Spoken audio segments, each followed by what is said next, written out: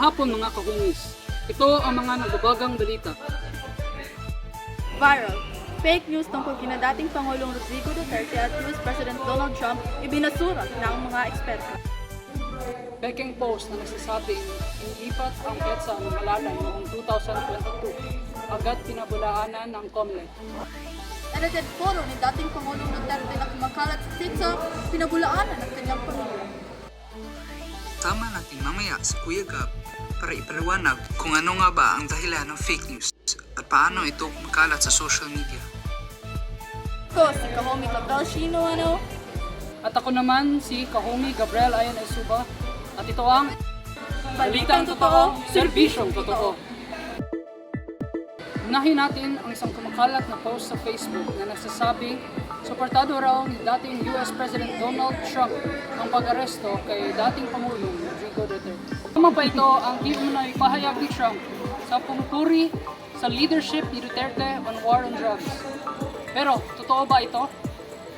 Para sa detalye, nasa field si Homie Johan Basadri. Mga kahomies, walang katotohanan ang sabing viral na post. Ayon sa artikulong AFP, hindi kailanman nagpahayag si Trump ng suporta sa Paris Student 30. Bukod dito, palitisikado rin ang graphics na ginamit. Hindi ito ay mula sa Fox or BBC. Ayon sa mismong kumpanya. Back to you, Shabel. Samantala, isa rin kumakalat na post online ang nagsasabing inilipat daw sa May 10, 2025 ang national at local elections dahil sa matinding init na iniulat ng pag-asa. Para sa mga detalye, narito si Kahomi Ken Terpilabit.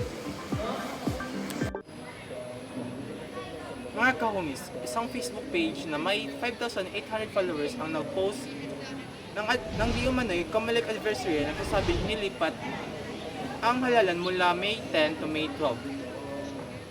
Tuloy na tuloy po ang halalan sa Lunes, May 12, May 2025. Fake news ang graphics na kumakalat sa paglilipat ng halalan sa May 10 o May 29, 2025. Hindi ito galing sa tanggapan ng Commission on Elections. At hindi rin ito ipinost sa aming officials and verified channels. Balik sa'yo, Kahomie Clavel. Salamat, Kahomi Kirby. Ang pangatlong viral post naman ay ang larawan ni dating Pangulong Duterte na kumakalat sa Facebook at TikTok. Sa post na ito, makikita nasa hospital bed si dating Pangulong Rodrigo Duterte na may kasamang tekstong, "My prayers are always with you," at prayer for Tatay Digong. Nagpas 1,453 shares, 2,629 comments, at 13,500 reactions na ang naitala ng post. At marami sa kanyang mga taga-suporta ang naniniwalang totoo ang balitang ito.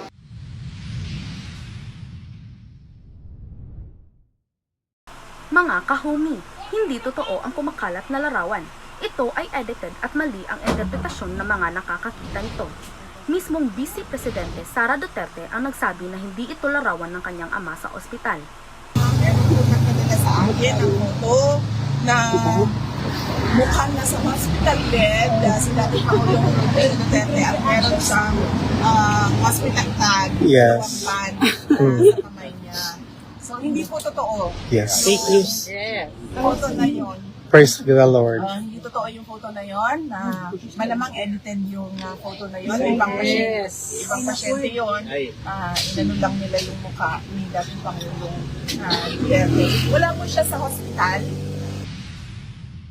Marami pa rin nagpapaabot ng mensahe ng dasal at suporta sa dating Pangulo dahil sa maling pagkakaunawa sa larawang kumalat. Ayon kay expert na si Ms. Kyla Herrera mula sa University of the Philippines Media Studies Office, This is not a simple mistake. It has intentions to fool its audience, mainly for personal gain or to manipulate the audience's opinions. Now, we often see fake news in social media because a lot of social media users don't usually check the post, credibility, or the source these days. patunay ito kung gaano kabilis makapagpakalat ng maling impormasyon ang edited photos, lalo na kung hindi agad nasusuri ang pinagmulan. Kaya kahumi, think before you click. Huwag agad magbahagi ng hindi na-verify na impormasyon.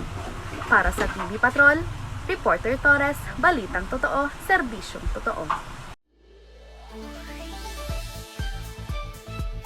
Para mas maintindihan kung ano nga bang fake news at paano ito kumakalat, narito si Kahomie Gab. Mga ka-homies, ang fake news ay hindi lamang basta maling impormasyon. Ito ay sinasadya, nililikha upang linangin, maghasik ng takot o impluwensyahin ang pananaw ng publiko. Kadalasan ginagamit ang peke at inedit na larawan, inimbento o ginawang quotes, at kahit AI-generated para magmukhang kasinungalingan.